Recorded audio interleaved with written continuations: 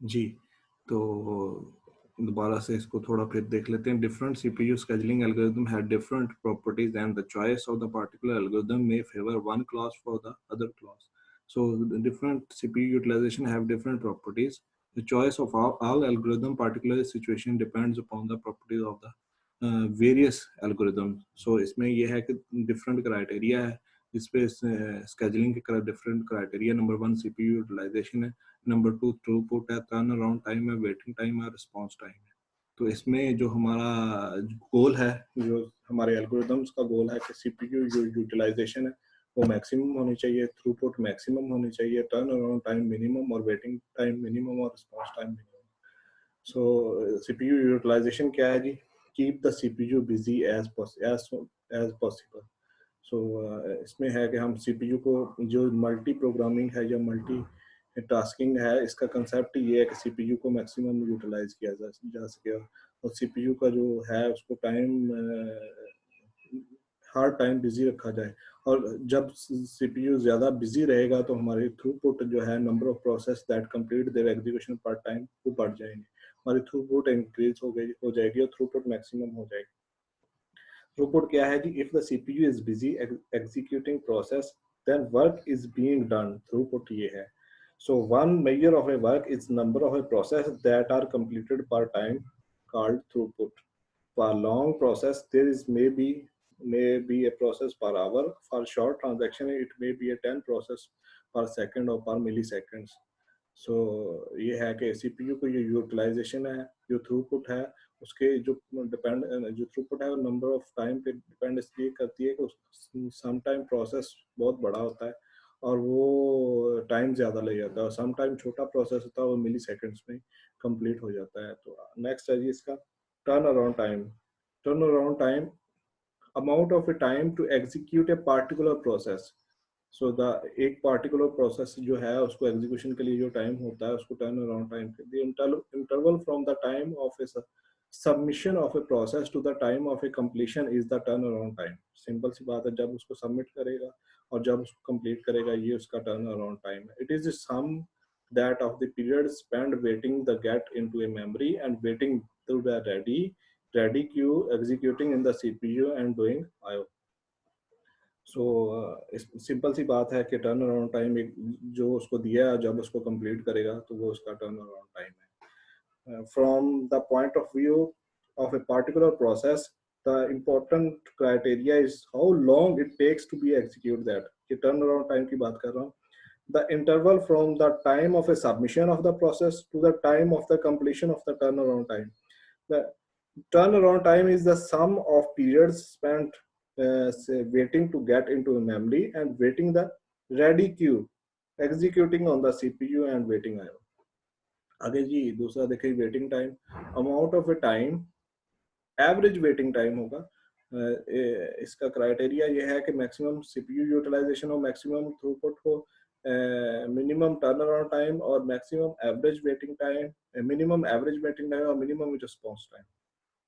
So waiting time क्या है? The CPU schedule algorithm does not affect the amount of time during which a process execute or does IO. It affects only the amount of a time that process spend waiting in the ready queue. जो waiting है वो करता है। So amount of a time process has been waiting in the ready queue. It is a sum of the period spent waiting in the ready queue. आगे है जी response time है। Waiting time है जब तक एक प्रोसेस दूसरे process का wait कर रहा है तो वो उसका वेटिंग टाइम है। दूसरा प्रोसेस कब उसको असाइन करता है, जो वेटिंग, लेट से प्रोसेस P1 है, उसका बर्स्ट टाइम है हमारे पास 20 सेकंड, तो P2 को कितना वेट करना पड़ा है? 20 सेकंड वेट करना पड़ा।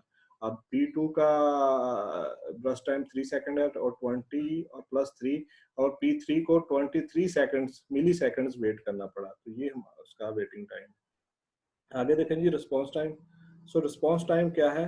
Amount of a time it takes when a request was submitted until the first response is produced, not output, for time sharing environment. ये है जी हमारा रिस्पॉन्स टाइम के वो उसको दोबारा रिस्पॉन्स कब करता है।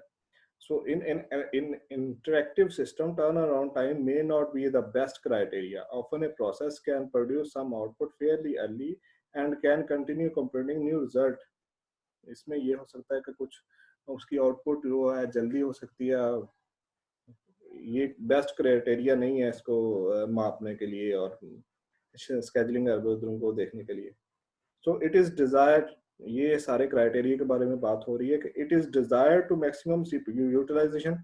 क्या करेगा इस, ये जो सारा क्राइटेरिया है सीपीयू को स्केड्यूल करने का, it is desired to maximize the CPU utilization and throughput and to minimize turnaround time, waiting time and response time। यही मैंने बात की है कि in most cases we optimize the average measures, however under some circumstances we prefer to optimize the maximum values rather than the average or the, for example the current।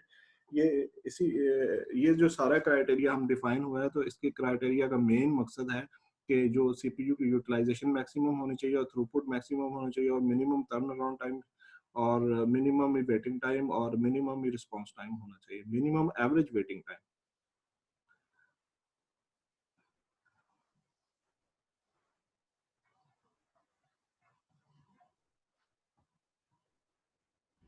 Ji scheduling algorithm optimise criteria, ये अभी जिसकी मैं बात कर रहा हूँ, maximum CPU utilisation और maximum throughput और मिनिमम टर्न अराउंड टाइम और मिनिमम वेटिंग टाइम और मिनिमम रिस्पांस टाइम। आगे जी, ये पहला एल्गोरिथम आ गया है first come first serve algorithm. तो ये है क्या first come first serve algorithm? So CPU schedule algorithm in first come first algorithm, FCFS scheduling algorithm with the scheme, the process that requests the CPU first। Let's say request the process P1 ने first request की है, it allocated the CPU first। ये CPU को पहले ही जाएगा। The implementation of the FCFS policy is easy managed with first in first come queue। जो first आएगा वो फर्स्ट पे जाएगा। When a process enters in the ready queue, it is PCB linked on the tail of the queue, and when the CPU is free, it is allocated to the queue। And the code of FCFS scheduling is simple to write and understand। On the negative side, the average waiting time under the first come first serve is with the length of CPU burst given in milliseconds। इस F देखिए first come first सर्व में जो first पहले आएगा, जैसे नाम से ही है, तो वो उसको पहले सर्व करेगा। लेकिन इसका जो सबसे मेन ड्रॉबैक है इसका एवरेज वेटिंग टाइम।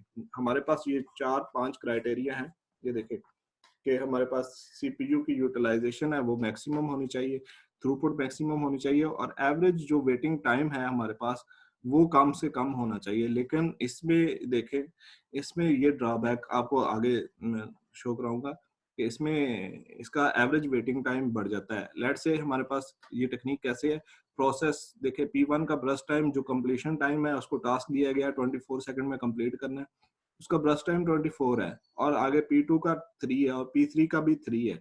अब इसका गैंट चार्ट बनाते हैं। इसमें देखें, suppose the process arrive in order P1, P2 and P3। The Gantt chart of the schedule is देखें P1 0 से स्टार्ट हुआ है, अराइवल टाइम उसका 0। कोई भी प्रोसेस होगा उसको अराइवल टाइम 0 से स्टार्ट करेंगे, अराइवल टाइम नहीं दिया गया। अगली जो हम टेक्निक्स या मेथड यूज करेंगे सम टाइम उनमें अराइवल टाइम भी मेंशन होता है कि आपने 3 सेकंड 4 सेकंड या 0 सेकंड से स्टार्ट करना है और प्रायोरिटी फिर कितनी है। इसमें देखें 0 से स्टार्ट किया, P1 ने कंप्लीट किया अपना, क्योंकि ये आपको मैंने स्टार्ट में बताया कि नॉन प्रीएम्प्टिव है, कोऑपरेटिव भी बोलते हैं इसको, तो जब तक वो सर्व नहीं करेगा P2 नहीं आएगा। अब 0 से 24 और फिर 24 से 3 सेकंड है उसका 27 और 27 से 3। अब देखें एवरेज वेटिंग टाइम P1 का तो 0 है, 0 से स्टार्ट हो गया क्योंकि उसका अराइवल टाइम जो है वो 0 आ रहा है। अब P2 का 24 सेकंड वेट किया उसने। अब P3 ने कितना 27। अब इनको प्लस कर लें और डिवाइड कर लें 0 P1 का था कितना वेटिंग टाइम 0 और P2 का कितना और P3 का कितना डिवाइडेड बाय 3 17। अब देखें सर एक क्वेश्चन है।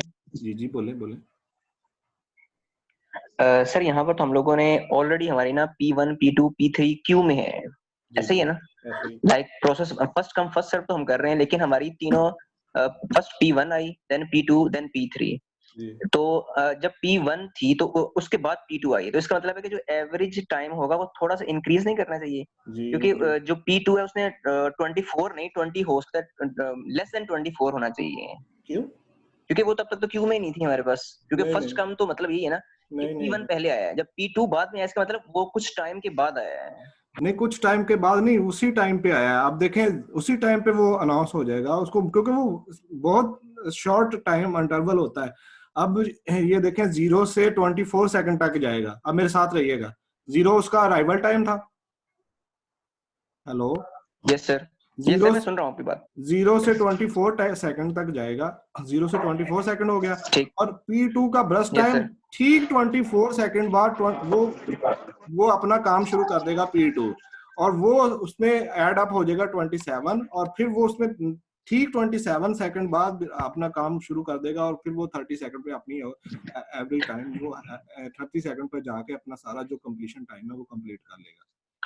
ठीक है सर, मैं इस बात को समझ गया। जो मेरा क्वेश्चन है वो ये है कि जो प्रोसेस 1 है वो पहले आया है, इसका मतलब यही है ना कि फर्स्ट कम फर्स्ट सर्व जी, यानी कि P1 सबसे पहले आया है, ठीक है। तो जब P1 पहले आ चुका है तो P2 उसके बाद आया है, इसका मतलब है जब P1 कुछ मूव किया था, कुछ चल रहा था, उसके दौरान P2 आया था।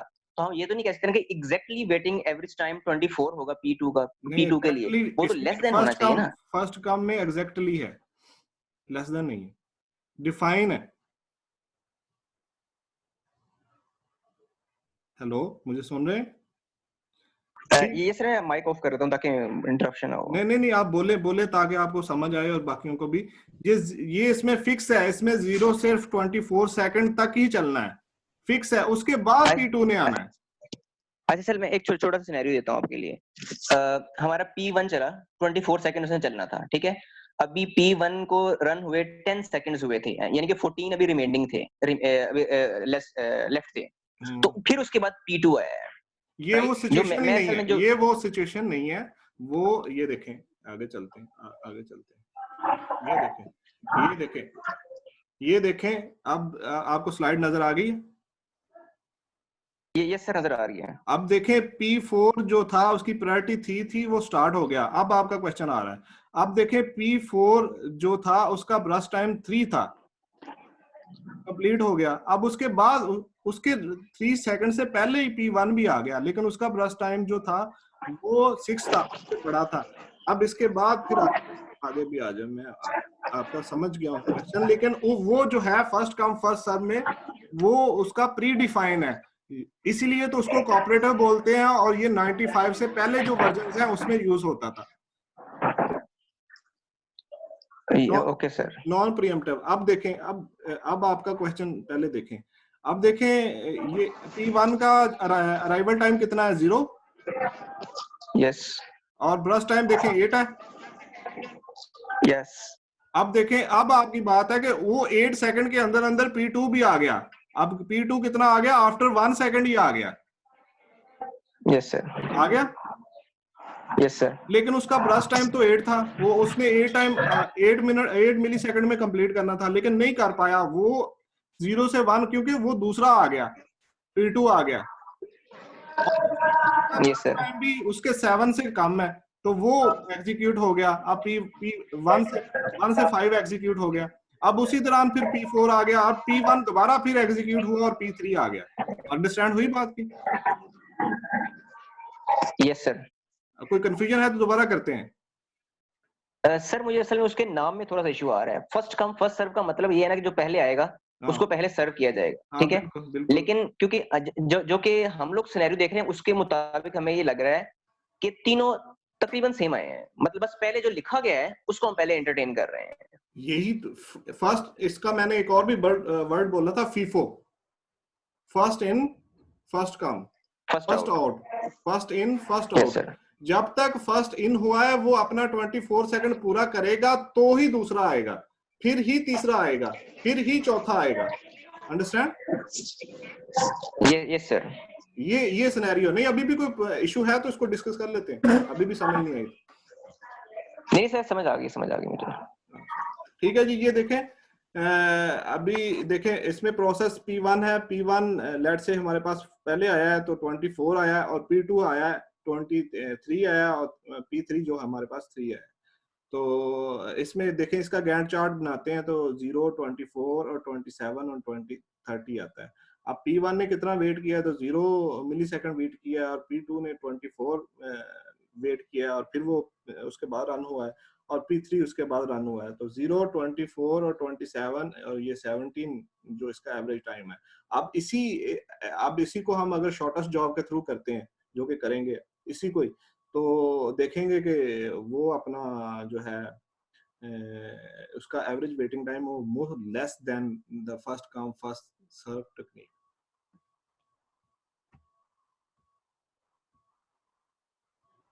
अब इसमें देखें, suppose the process arrive in the order P2 P3। अब हम इसको शॉर्टेस्ट जॉब अगर अज्यूम कर लें कि P2 का 3 है और P3 का भी 3 है और P4 का 24 है, तो इसको अगर वो देखें 0 से 3 रन हो रही है, 3 से 6 रन हो रही है और 6 से 30 रन हो रही है। आप इसका एवरेज वेटिंग टाइम निकालें तो P1 ने कितना वेट किया जी 6 सेकंड, अब P2 ने कितना वेट किया 0 सेकंड और P3 ने कितना वेट किया 3 सेकंड। और ये देखें एवरेज वेटिंग टाइम जो हो रहा है हमारे पास 6 + 0 + 3 divided by 3 is equal to 3, so much better than the previous case because हमारे पास जो एवरेज वेटिंग है ना, एवरेज वेटिंग टाइम जो है वो उसको कम हो रहा है। आप इसको FCFS non pre-emptive scheduling algorithm कह लें, इसमें हम सपोज कर रहे हैं कि P2 फर्स्ट आ रहा है, या आप इसको शॉर्ट टर्म कह लें। शॉर्ट टर्म भी कहा जा सकता है कि क्योंकि P2 का शॉर्ट है और P3 का भी शॉर्ट है तो वो पहले सर्व हो रहे हैं और P1 जो है उसका ज्यादा है तो वो बाद में सर्व हो रहे हैं।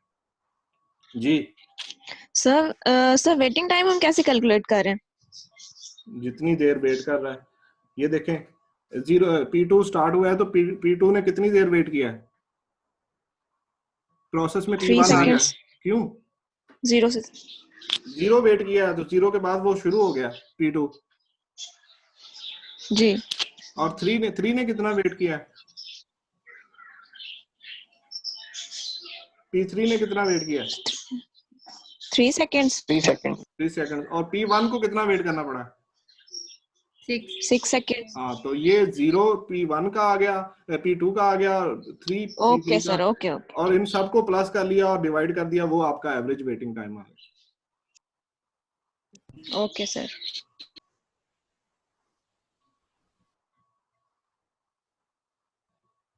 आगे चलते हैं। Shortest job first. अब फर्स्ट कम फर्स्ट सर्व में कोई प्रॉब्लम तो नहीं है किसी को? सिंपल है, सबसे सिंपल स्केजुलिंग टेक्निक है फर्स्ट कम फर्स्ट सर्व।